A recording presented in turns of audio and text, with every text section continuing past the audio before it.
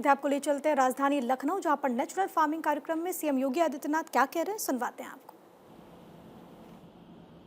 लेकिन जितनी भूमि हमारे पास देश की है, इसमें 17% आबादी रहती है और उत्तर प्रदेश इसी देश की कुल कृषि उत्पादन से संबंधित कृषि योग्य भूमि में हम देश के अंदर 20% खाद्यान्न का उत्पादन करते हैं।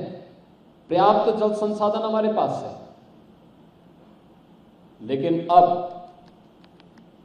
हमें आज की आवश्यकता के अनुरूप उस क्वालिटी पे भी ध्यान देना पड़ेगा जो हैप्पीनेस इंडेक्स को सही मायने में जमीनी धरातल पर उतार सके। पहले भारत के बारे में क्या धारणा थी कि लोगों के पास साधन कम थे तो आवश्यकताएं भी कम थी। आवश्यकताएं कम थी तो व्यक्ति में खुशहाली ज्यादा थी, और हैप्पीनेस इंडेक्स को उस खुशहाली के साथ जोड़ करके जब हम देखते हैं तो व्यक्ति अपने आप में मस्त रह करके व्यवस्था के साथ जुड़ा हुआ है। हम देखते थे गांवों में उस सरकार पे निर्भरता उसकी ना के बराबर थी, ना के बराबर सरकार पे निर्भरता। लेकिन राष्ट्रीय आंदोलन में जब बात आती तो बढ़ चढ़ करके भाग लेता था। देश की आजादी का प्रश्न हुआ तो उसने अपना सब कुछ छोड़ दिया।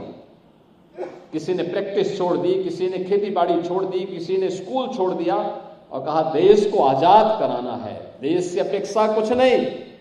लेकिन आजादी की मुहिम में बढ़ चढ़ करके भाग लेकर के देश के उन लोगों ने, उस समय की पीढ़ी ने अपने आप को समर्पित भाव के साथ आगे किया।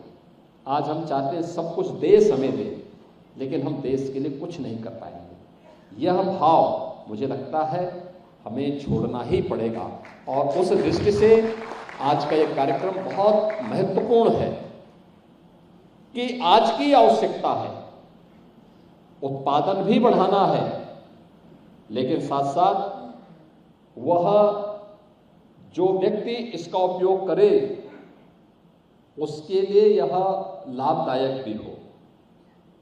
इसमें हम लोगों को एक नए प्रयास को आगे बढ़ाना है। उत्तर प्रदेश सरकार ने इस दिशा में कार्य प्रारंभ किया है। हमारे पास उत्तर प्रदेश के अंदर 4 कृषि विश्वविद्यालय हैं। एक 5वां विश्वविद्यालय भी हमारा कृषि विश्वविद्यालय का बनने जा रहा है। हमारे पास 89 कृषि विज्ञान केंद्र भी हैं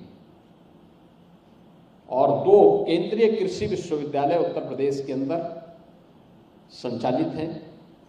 इन सभी कृषि विश्वविद्यालयों के माध्यम से कृषि विज्ञान केंद्र और हर जनपद में मंडी समिति को भी हम लोगों ने कह रखा है कि प्राकृतिक खेती से जो भी प्रोडक्ट आता है, जो भी खाद्यान्न आता है, उसके सर्टिफिकेशन के कार्यक्रम को हम लोगों को आगे बढ़ाना है और बीज से इसकी शुरुआत होनी चाहिए, और फिर जब वह बाजार तक पहुंचे तो उसको तत्काल सर्टिफिकेशन के साथ जोड़ करके अच्छा दाम मिले। उसके लिए हर मंडी में इसके लिए स्टोर बनाइए, वहां से इसका दाम मिले, इसका प्रचार प्रसार हो।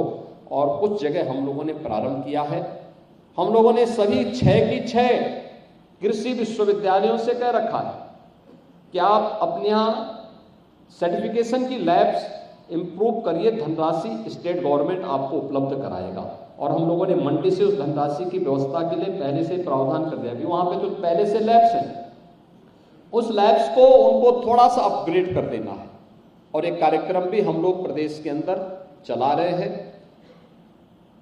अभी यहां पर आचार्य जी इस बात को कह रहे थे कुछ देर पहले, उन्होंने कहा कि हम लोगों ने गुजरात में एक विश्वविद्यालय को, कृषि विश्वविद्यालय को प्राकृतिक विश्वविद्यालय, प्राकृतिक खेती से संबंधित विश्वविद्यालय के रूप में विकसित किया है।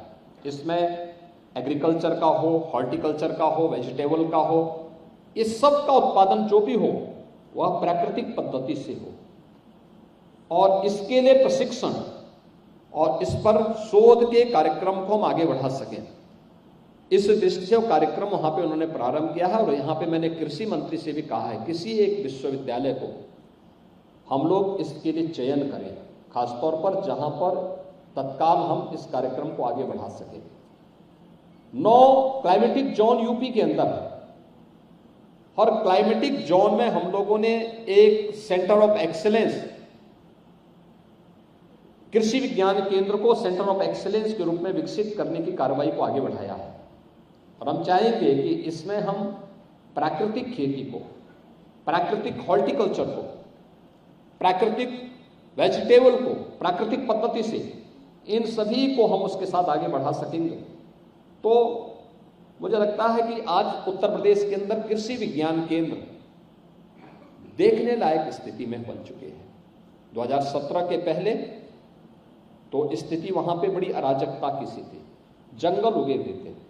आज हम देखते हैं हर कृषि विज्ञान केंद्र में कुछ न कुछ एक्टिविटीज शुरू हुई है। आज वे देखते हैं वहां पर कि वहां पर जैसे कुछ भी देखो तो वहां पे कुछ न कुछ किसानों का प्रशिक्षण कर रहे हैं, डेमोस्ट्रेशन कर रहे हैं हॉर्टिकल्चर के लिए और एग्रीकल्चर के लिए, वेजिटेबल के लिए, या फिर श्री अन्न के लिए, या फिर वेटनरी के लिए अच्छा गोवंश हो। मैंने देखा है आचार्य जी की यहाँ कुरुक्षेत्र गुरुकुल में जाकर के मैंने स्वयं देखा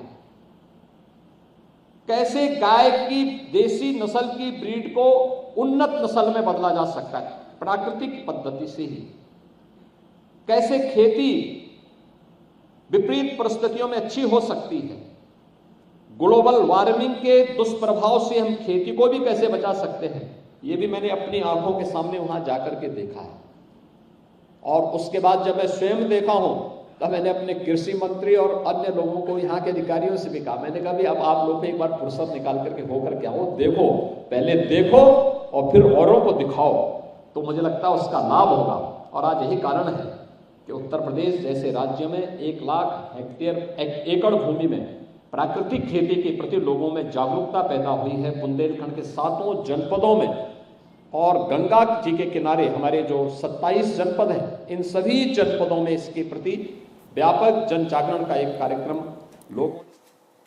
तो कृषि के क्षेत्र में अच्छे नतीजे आ रहे हैं, ये कहते हुए मुख्यमंत्री योगी आदित्यनाथ को अभी आप सुन रहे थे।